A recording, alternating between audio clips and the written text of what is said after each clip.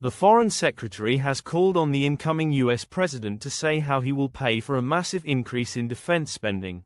Donald Trump faced calls from Labour to set out his plan to increase American military spending to 5%. The president-elect shocked NATO allies by calling for a huge increase in defense spending to ward off the threat from Russia. But as Labour struggles to meet demands to reach 2.5% of GDP, David Lammy called on the Mr. Trump to explain how he would hit a target of double that. The Foreign Secretary also said it is unlikely the incoming president will be able to secure a peace deal in the Ukraine war when he comes to power, adding, "We have heard the timetable has moved to Easter." He said of Mr. Trump's call to increase defense spending to 5%, "He's right to emphasize that we have to move, and certainly move beyond 2% now. I heard the 5%.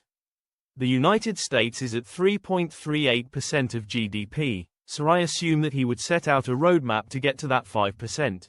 Insisting European security was on a knife edge, Mr. Lammy said UK intelligence had not seen any sense at all that Putin is ready seriously to negotiate. He added, "I am absolutely clear Donald Trump is an individual who wants a deal, but he is also an individual who sees himself as a winner and not a loser."